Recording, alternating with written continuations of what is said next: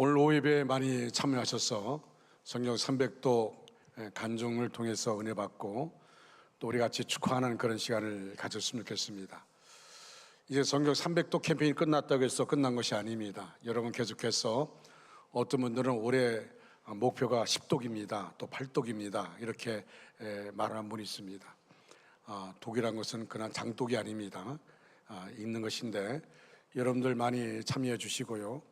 그 다음에 이제 내년이 70주년인데 70주년 앞두고 우리가 성경을 필사해서 봉헌하는 시간을 가지려고 합니다. 개인적으로 성경을 필사하는 분들 지금 많이 있습니다. 그분들 계속해서 해주시고요.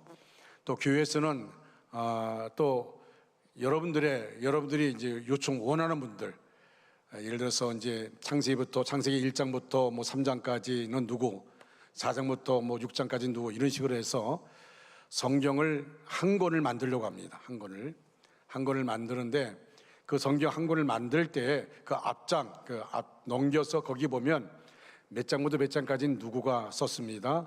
이런 것이 이름이 다 기록되어 올라갑니다.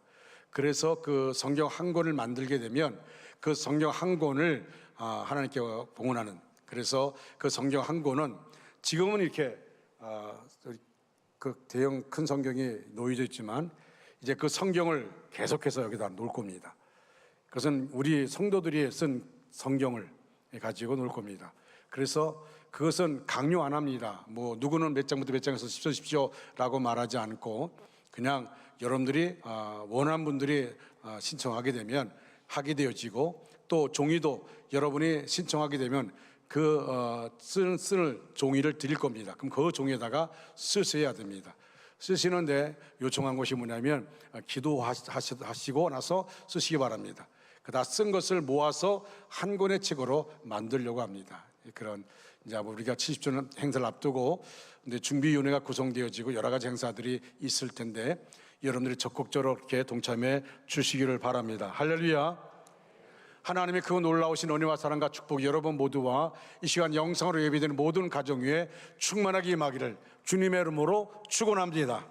다 같이 큰 소리를 따라하겠습니다. 믿음으로 아멘합시다. 믿음으로 아멘합시다. 믿음으로 아멘합시다. 믿음으로 아멘합시다. 소망으로 칭찬합시다. 소망으로 칭찬. 사랑으로 인사합시다. 사랑으로 인사. 우리 같이 인사하겠습니다. 하나님이 성도님과 함께 하십니다. 힘내시기 바랍니다. 하나님이 성도님과 함께 하십니다. 힘내시기 바랍니다. 우리 축복하겠습니다. 성도의 모습 속에 보이는 하나님 형상 아름다워라. 성도의 모습 속에 보이는 하나님 형상 아름다워라. 존귀한 주의 자녀 됐으니 사랑하며 성결히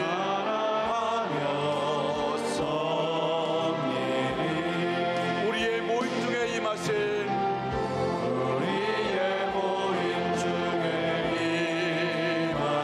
하나님 영광 아름다워라. 아멘. 하나님 영광 아름다워라.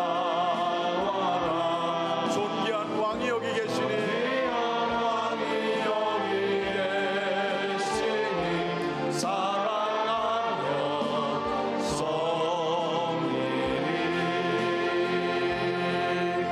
할렐루야.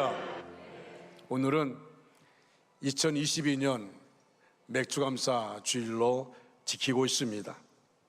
지금 온 세계가 전염병과 경기 침체, 전쟁 등으로 어려운 시기를 보내고 있습니다.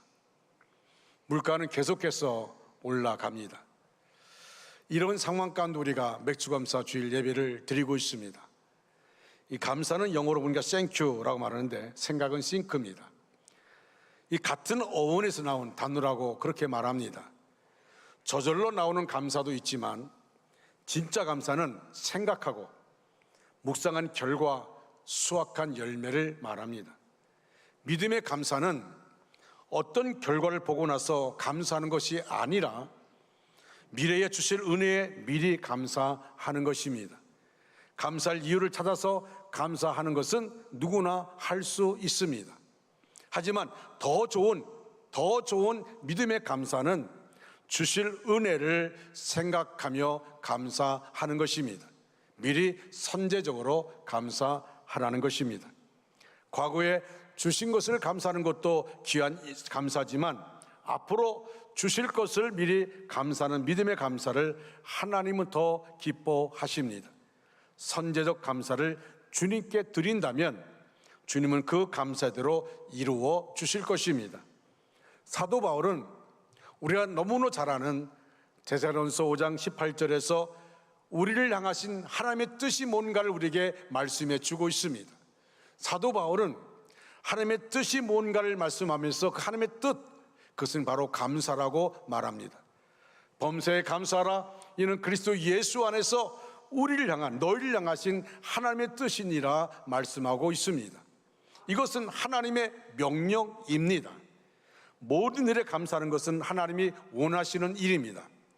로마서 1장 21절에서 하나님의 진노가 머무는 불경건한 사람들의 특징을 열거하면서 대표적으로 이렇게 말합니다. 하나님을 알되 감사하지도 아니하며, 하나님을 알지만 감사하지 않는다는 것입니다. 감사할 줄 모르는 사람이 하나님의 진노를 불러옵니다. 하나님이 은혜를 부어주시고 좋은 선물을 많이 보내주시며 깨닫게 하여도 감사에 인색한 사람이 어리석은 사람이요 하나님의 진노 아래 머물며 복을 잃어버리는 사람입니다. 그러나 어떤 상황에도 감사하는 사람은 하나님께서 그 삶을 책임지시고 인도하여 주십니다. 미국의 헬렌 켈러 여사, 너무도 잘 알죠? 태어날 때부터 듣지도 보지도 말하지도 못하는 여인이었지만 이 헬렌 켈러가 자기의 인생을 돌아보면서 늘 감사를 합니다. 그리고 세계에서 가장 행복한 사람이라고 자신을 말합니다. 여러분, 듣지도 보지도 말하지도 못하는 여인이 어떻게 행복할 수 있습니까? 근데 그 헬렌 켈러 여사가 이렇게 우리에게 말합니다. 세상에서 가장 불행하고 어리석은 사람은 말할 수 있는 입을 가지고도 감사하는 말을 할 줄 모르는 사람이다 라고 말했습니다. 오늘 우리가 함께 읽은 누가복음 17장에는 나병 환자 10명이 예수님을 만난 이야기가 나옵니다. 예수님께서 그들을 향해서 불쌍히 여겨서 그들에게 말합니다. 그들의 그 간절한 간청을 들으시고 하신 말씀이 가서 제사장에게 너희 몸을 보이라고 말씀합니다. 여러분, 당시에 의사가 따로 없었습니다. 그래서 만약 나병 환자가 자기가 다 나으면 제사장에게 찾아가서 자신의 몸을 보이고 완치되었다는 판정을 받아야 가정과 마을로 돌아갈 수 있었습니다. 만약 제사장의 확인서도 없이 그냥 마을로 들어갔다가는 더러운 병을 전염시킨다고 돌에 맞아 죽습니다. 따라서 가서 제사장에게 너희 몸을 보이라는 예수님의 말씀은 깨끗이 나을 것을 믿고 돌아가서 그 몸을 제사장에게 보여 완치되는 확인을 받으라는 말씀입니다. 10명의 나병 환자들이 돌아가다가 몸이 깨끗이 나은 것을 발견했습니다. 전에는 꼬집어도 감각이 없습니다. 가시에 찔려도 감각이 없습니다. 아무런 통증이 없습니다. 그런데 꼬집어 보니 감각이 없던 신경이 살아나서 아픔을 느낄 수 있었습니다.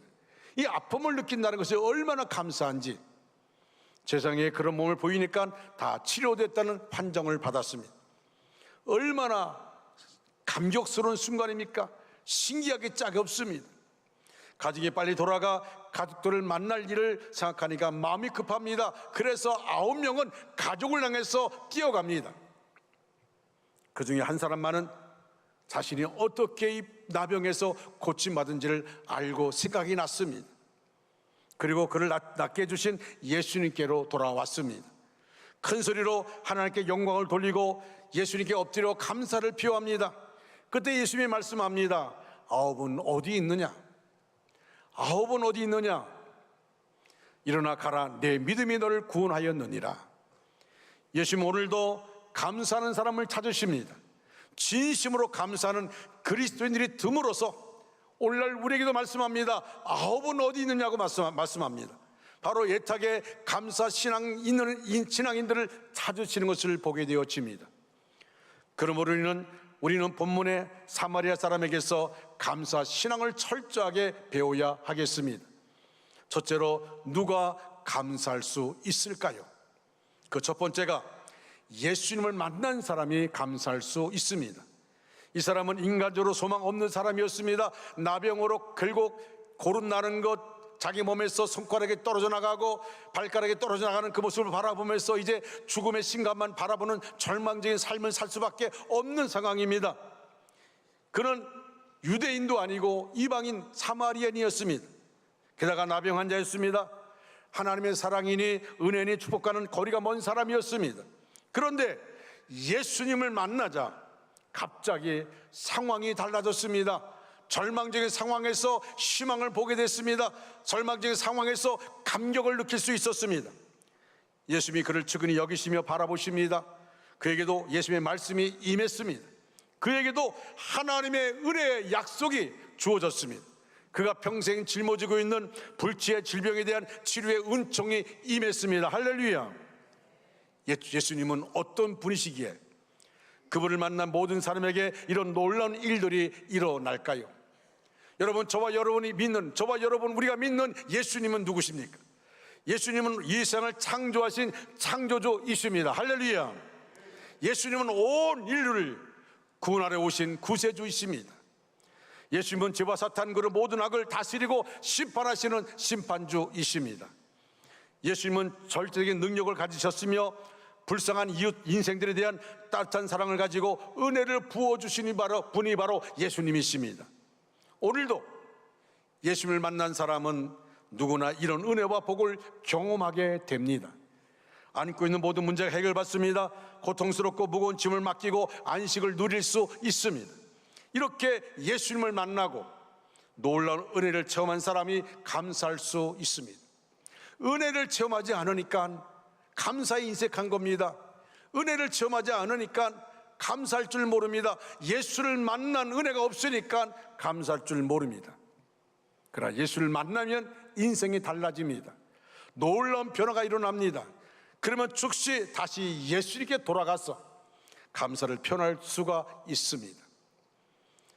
또 두 번째로, 예수님께 도움을 청한 사람이 감사할 수 있습니다. 아마도 10명의 나병 환자들은 예수님에 대한 소문을 들었던 것 같습니다. 소문을 왜 못 들었겠습니까? 지금 예수님에 대한 소문이 많이 들려오고 있습니다.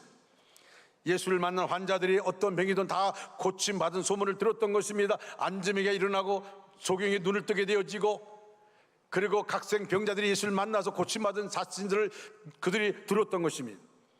그래서 10명의 나병 환자들이 예수님을 보려고 소문을 듣고 일찌감치 지나가실 길목에 와서 기다렸습니다.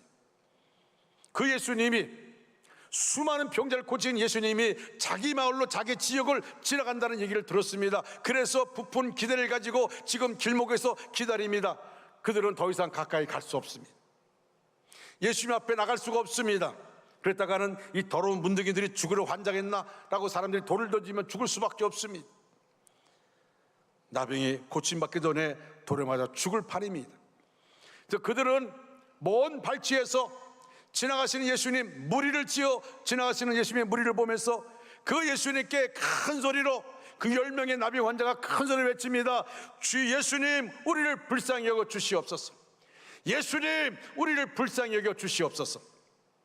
사랑하는 성도 여러분, 여러분도 그 나병 환자들처럼 간절한 소원이 있습니까? 그 누구도 해결해 줄 수 없는 안타깝고도 절박한 문제가 있습니까? 그 문제를 가지고 예수님께로 나오십시오. 그리고 간절히 부르짖으시기 바랍니다.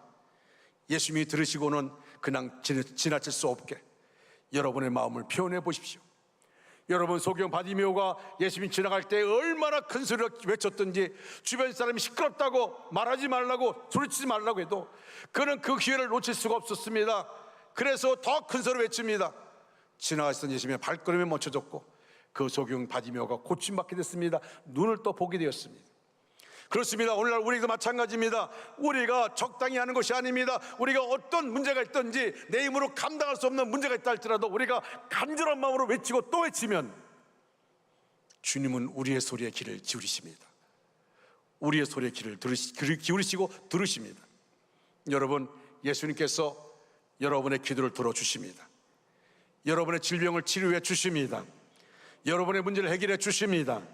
그렇게 기도하여 응답받는 우리 모두가 되어지기를 주님의 이름으로 축원합니다. 또 한 가지는 예수님의 말씀대로 한 사람이 감사할 수 있습니다. 가서 세상에 너희 몸을 보이라. 여러분, 예수님의 말씀이 떨어지자마자 그들의 몸에 변화가 일어난 게 아닙니다. 예수님이 그들의 외친 소리에 우리를 긍휼하게 달라고, 우리를 불쌍히 여겨 달라고 외칠 때 그 소리를 들으시고 예수님이 가서 너희 몸을 세상에 보이라 말씀합니다. 그러자 그들은 그 말씀 붙잡고 그리고 뛰어 세상에 있는 곳으로 달려갑니다. 근데 달려가는 동안에 보니까 자기들의 몸이 깨끗함을 얻게 된 것입니다. 믿음의 발걸음을 떼어 놓으니까 역사가 일어나게 된 것입니다. 사람들이 말씀대로 순종하지 못하는 것은 믿지 않기 때문입니다. 성경 말씀이 항상 옳다는 확신이 없습니다. 말씀대로 이루어진다는 믿음이 없습니다. 성령께서 말씀하셔도 절대 그 말씀대로 살면 복되다는 확신이 없어서 중간에 자기 생각대로 노선을 변경하고 마는 것입니다. 말씀을 믿습니다라고 말하는데 시간이 지나도 변화가 없으니까 스스로 포기해버리고 여전히 신앙생활과 똑같은 모습으로 결국 끌려가고 있는 것입니다. 그러나 예수 말씀이 어떻게 말씀하시든지 어떤 말씀을 하시든지 그 말씀대로 순종하는 사람은 은혜와 복을 경험하고 기쁨으로 복된 감사 생활을 할 수가 있게 되어집니다. 두 번째로 이 사람이 감사로 인해 받은 복이 무엇일까요? 그 첫 번째가 예수님께 칭찬받고 인정을 받았습니다. 따라할까요? 예수님께 칭찬받고 인정을 받았습니다. 인정받았습니다. 이 모습에 저와 여러분 모습 되기를 주님의 이름으로 축원합니다. 사마리아인만이 하나님께 영광을 돌렸다고 인정받았습니다. 이 말씀은 그 사마리아인이 하나님을 크게 영어롭게 하였다고 합니다. 하나님께 인정받는 그런 모습으로 나온 것입니다. 성도는 하나님께 인정받으면 하늘의 별을 딴 것만큼 큰 감동을 느끼게 되어집니다. 감사하는 삶을 살면 여러분이 하나님을 인정하는 삶이 되어서 하나님께 영광 돌리는 아름다운 일이 될 뿐만 아니라 하나님 예수님께 그 신앙을 인정받는 사람이 됩니다. 다시 말하면 우리가 입술로 우리의 시간을, 우리의 몸을 통해 우리의 물질로 하나님께 감사할 때 하나님이 그 감사 생활은 뭡니까? 바로 내가 하나님을 인정한다는 뜻입니다. 내가 하나님을 인정하니까 내 몸을 드립니다, 내 시간을 드립니다, 내 물질을 통해서 하나님께 감사하게 되어집니다. 아무리 택함받은 유대인일지라도 감사치 않을 때에 인정받지 못했습니다. 그러나 사마리아인도 감사를 표현하자 칭찬받고 인정받았습니다. 사마리아인은 예수님의 발 앞에 엎드려 살해했습니다. 여러분, 엎드렸다는 말은 뭘 말합니까? 겸손을 말합니다. 여러분, 그 당시 유대 나라에서 엎드리는 것을 뭘 얘기하냐면 예배 행위를 말합니다. 우리가 은혜가 내게 넘치면 감격스러운 겸손한 예배를 드릴 수가 있게 되어집니다. 여러분, 예배를 드릴 때마다 감사한 마음으로 충만해 있습니까? 혹 불만스러운 마음으로 예배에 임하고 있지는 않습니까? 또한 예배 드릴 때 감사와 더불어 겸손하게 하나님을 우러러보며 감사함을 표현합니까? 매주일 한 주일 동안 받은 은혜를 기억하면서 감사함으로 하나님께 나아가야 하겠습니다. 구원해 주신 은혜, 우리의 삶을 인도하시고 우리를 보여주신 은혜, 인도하시고 하늘마다 복 주시는 은혜를 생각하면서 감사함으로 겸손히 엎드려 예배드리는 우리 모두가 되어져야 됩니다. 여러분, 우리가 예배 가운데 정말 하나님이 찾으시는 진정한 예배자가 되어져야 하는 것입니다. 하나님의 예배 가운데 우리의 예배를 받으시고 우리에게 역사하여 주십니다. 바로 우리 모두가, 여러분 한 사람 한 사람이 예배의 승리자 되어지기를, 하나님이 연락하는, 하나님이 받으시는 진정한, 하나님이 찾으시고 하나님이 인정하는 진정한 예배자가 되어지기를 주님의 이름으로 축원합니다. 또한 믿음을 인정받고 구원받았습니다. 그 사마리아인은 예수를 만나 나병이 치료되었을 뿐만 아니라 믿음을 인정받아 구원까지 받았습니다. 누구든지 예수를 향한 믿음이 있으면 구원받습니다. 그런데 이 사마리아인은 감사 신앙을 통해 그 믿음을 인정받았습니다. 그리고 구원까지 보장받았습니다. 여러분, 그는 따로 신앙 고백한 것이 아닙니다. 그는 예수를 영접하는 영접 기도한 것도 아닙니다. 그런데 감사를 확실히 하였을 때 예수님께서 일어나 가라, 내 믿음이 너를 구원하였느니라 말씀하여 주셨습니다. 이 말은 뭘 얘기합니까? 네가 은혜를 잊지 않고 감사할 줄 아는 신앙의 자세를 보니까 틀림없는 믿음을 가졌구나 인정하는 것입니다. 구원받은 자의 특징은 감사가 넘친다는 것입니다. 예수님을 모르는 이들에게 사랑으로 헌신으로 섬겨 주어도 별로 감사할 줄 모릅니다. 그러나 그리스도인은 감사가 입에 붙어 있습니다. 감옥에 들어가도 감사합니다. 매를 맞아도 감사합니다. 사고를 만나도 감사합니다. 실패도 감사합니다. 왜 감사합니까? 고난에도 고귀한 뜻이 숨어 있음을 믿기에 감사합니다. 공경에 처했으나 이만하기에 다행이고 잃는 것보다 얻은 것이 더 많음을 믿기에 감사합니다. 돈을 잃었으나 사람을 얻고 믿음을 얻었으니 감사합니다. 여러분, 우리는 어떤 상황 가운데 있다 할지라도 그 상황에서 상황을 바라보고 상황을 묵상하면서 불평 원망하는 것이 아니라 그 상황 너머에 있는 하나님을 바라보고 내 인생 가운데 지금까지 나를 인도하신 하나님을 바라보면서 우리는 감사하며 하나님께 나가야 합니다. 세 번째로, 이 사람은 감사로 많은 간증을 남기는 형통의 삶을 살았습니다. 그 사람이 그 후 어떤 삶을 살았는지 알 수 없습니다. 다만 믿음의 사람들의 삶을 통해서 이 사람이 그 후의 삶을 유추할 수 있습니다. 성경을 보면 믿음의 삶을 산 사람들, 하나님의 자신에게 베풀어준 은혜를 기억하면서 간증하는 그런 삶을 살았던 것을 보게 되어집니다. 여러분, 욥이 하나님이 인정하는 사람 아닙니까? 하나님이 사탄 앞에서 욥을 인정할 정도로 욥은 위대한 사람이었습니다. 대단한 신앙인이었습니다. 근데 그가 사탄의 시험을 받게 되어집니다. 그리고 그 많은 재산 다 잃어버렸습니다. 빼앗겼습니다. 그리고 그가 그렇게 사랑하는 10자녀 다 한꺼번에 죽었습니다. 그리고 그걸로 끝나는 게 아니라 자신의 몸에 병이 생겼는데, 여러분, 병원 갈 수도 없습니다. 의사를 찾아갈 수가 없습니다. 그럴 돈이 없습니다. 깨어진 기왓장을 가지고 자기 몸을 긁을 수밖에 없는 고통 가운데 있습니다. 얼마나 그 모습이 얼마나 안타까운지, 얼마나 처량한 모습인지. 욥의 아내가 당신이 이래도 믿음 지키겠습니까? 당신이 이래도 믿음 지키겠습니까? 하나님을 저주하고 죽으라고. 당신 그 모습으로 어떻게 살 수 있습니까? 하나님을 저주하고 죽으라고 그렇게 말합니다. 욥 주변에는 아무도 없어요. 재산 다 잃어버렸죠. 10자녀 다 죽었죠. 자기 몸에는 악창이 났습니다. 견딜 수가 없습니다. 아내는 자기를 저주하죠. 그리고 친구들이 찾아왔지만 그 절친들이 자기를 정죄합니다. 여러분, 욥의 아내의 말을 들었을 때 욥이 뭐라고 고백합니까? 놀라운 고백 아닙니까? 어떻게 그렇게 고백할 수 있을까요? 주신 자도 여호와시요 취하신 자도 여호와시오니 여호와 이름이 찬양을 받을지어다. 우리가 아멘하지만, 할렐루야지만 정말 이것이 내 마음에 깊이 각인되는, 정말 나에게 그런 상황이 올 때 내가 그런 고백을 할 수 있습니까? 여러분, 욥은 그 고통 가운데서 앞을 바라볼 수가 없습니다. 어떤 일이 정해질지 모르면, 아니 냉정히 말하면 내일이 보장되지 않는 삶이었습니다.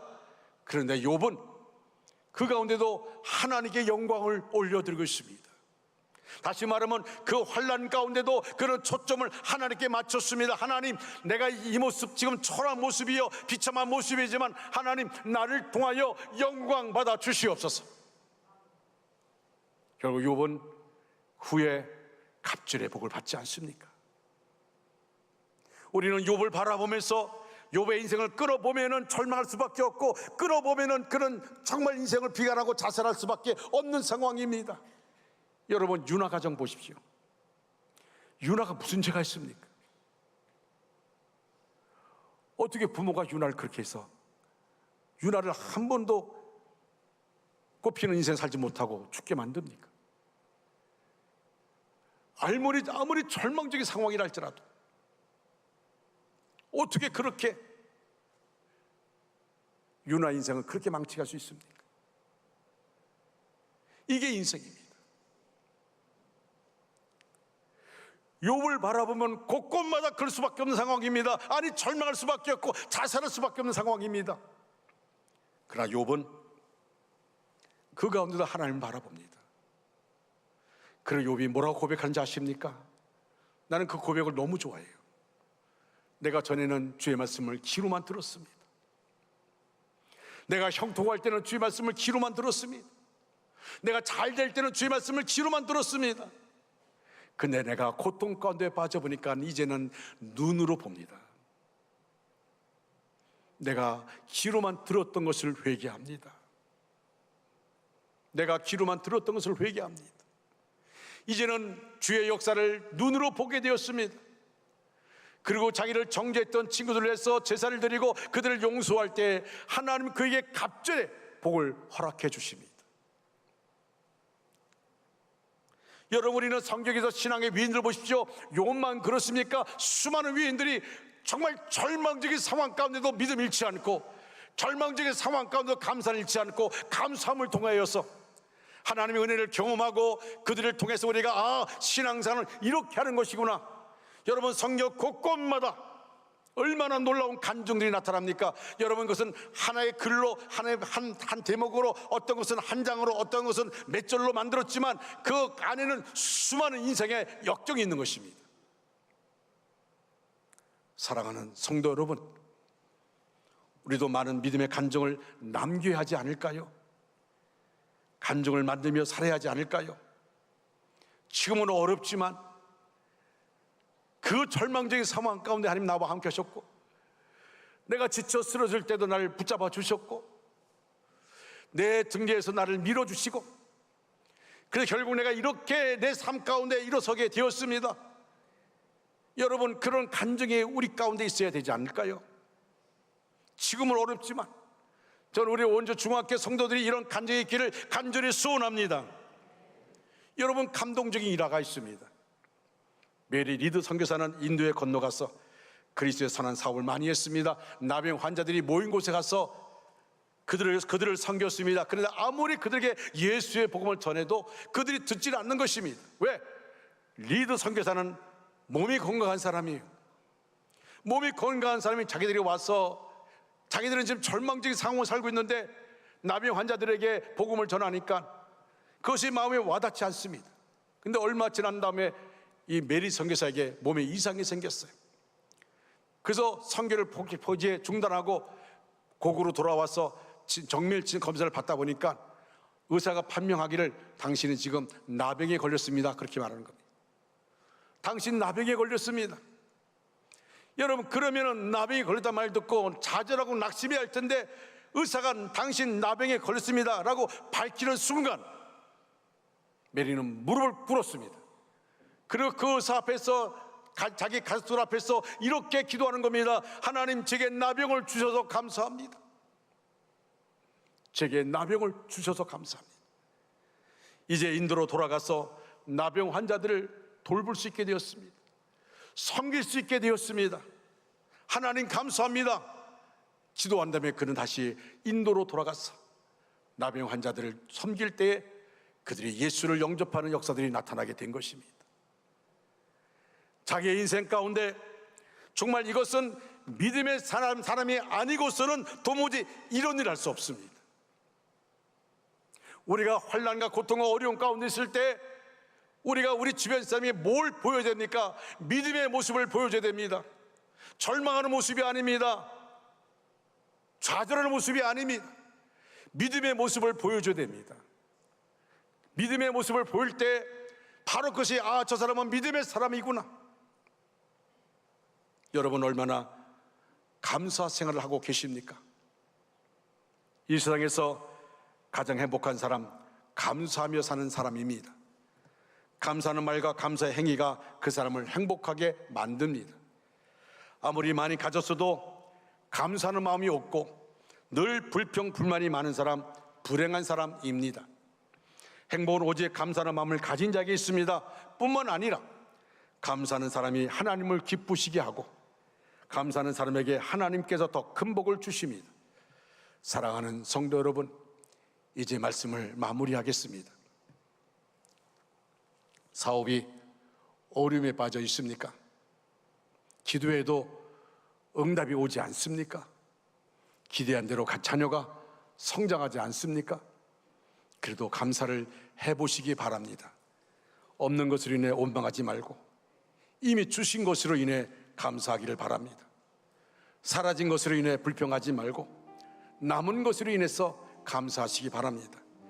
약한 것으로 인해 고민하지 말고 나에게 아직도 남아있는 강한 것으로 인해서 감사하시기 바랍니다. 저는 어제 정국희 공사님 나에게 문자를 보냈는데 자기의 간증을 제게 보냈어요.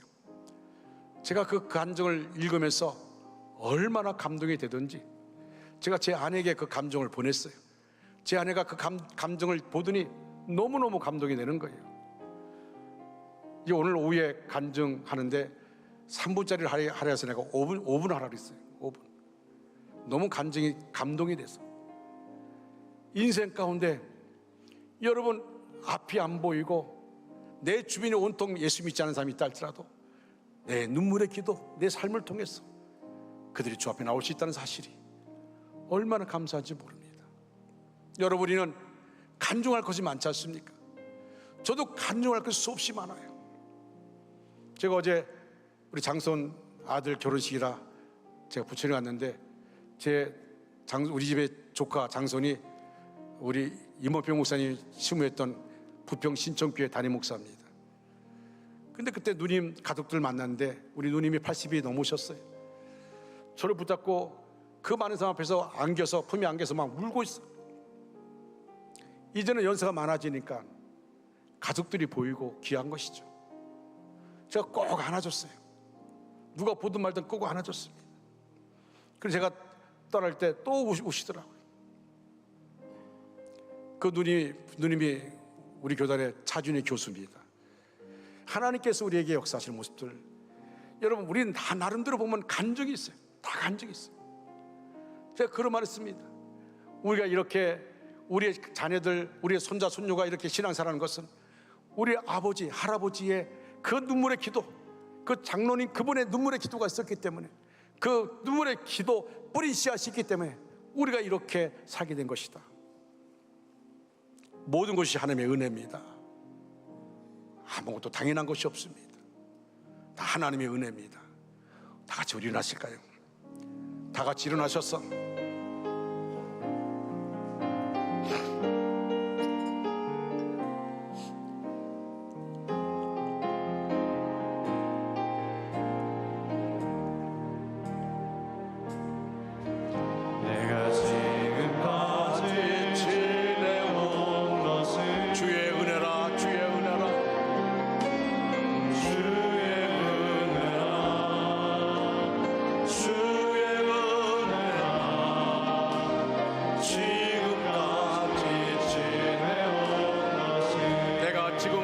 지내온 것은 내가 지금까지 지내온 것은 주의 은혜라 주의 은혜라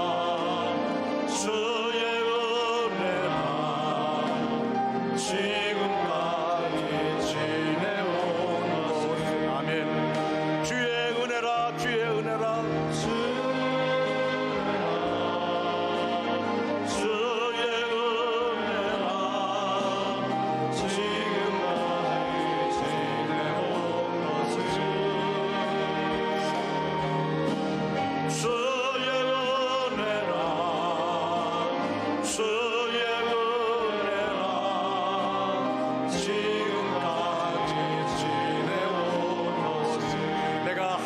자녀된 것은 내가 하나님의 자녀된 것은 주의 은혜입니다. 주의 은혜입니다.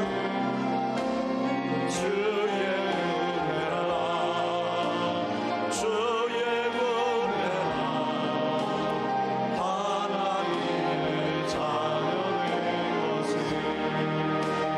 하나님의 자녀된 것은 내가 하나님의 자녀된 것은 주의 은혜라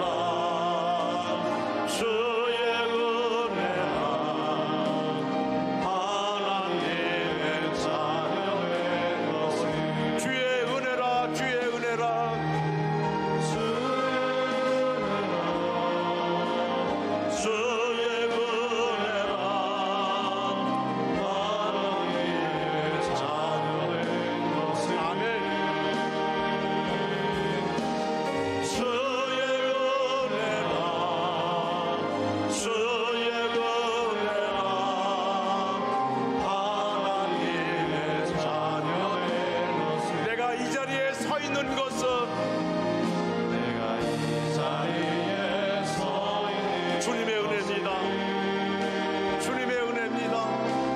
주의 은혜라, 주의 은혜라. 이 자리에 서 있는 것은, 내가 이 자리에 서 있는 것은, 내가 이 자리에 서 있는 것은 주님의 은혜입니다. 주의 은혜라, 주의 은혜라. 이 자리에 서 있는 우리 두 손을 들고 주의 은혜라, 주의 은혜라, 주의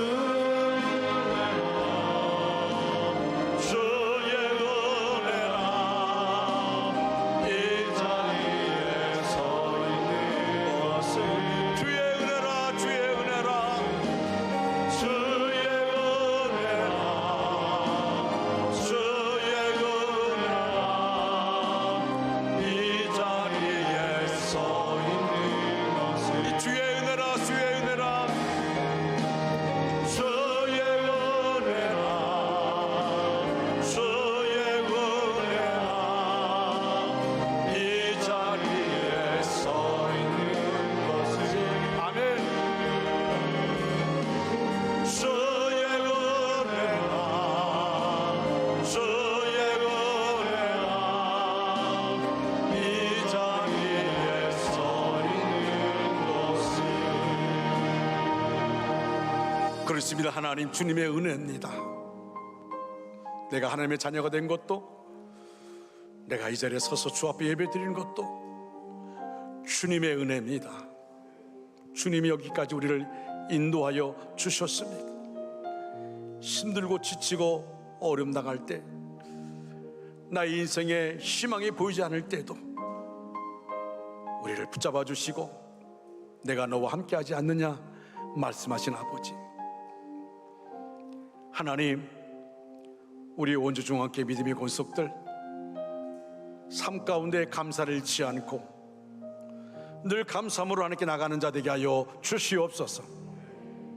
하나님, 하나님이 인정하는, 하나님이 사랑하는, 저는 정말 하나님 마음을 시원케 드릴 수 있는 하나님의 사람, 하나님의 자녀 되게 하여 주시옵소서. 지금은 우리 구주 예수 그리스도의 은혜와 하나님 아버지의 극진하신 사랑하심과 성령님의 감동 내주로 충만 역사하심이 우리 전체 위에, 우리의 가정과 생업과 사업과 학업 위에, 원조 땅과 대한민국 위에, 지금도 목숨 걸고 복음을 전하는 선교사들 위에 이제로부터 영원토록 함께 하시기를 간절히 축원하옵나이다. 아멘.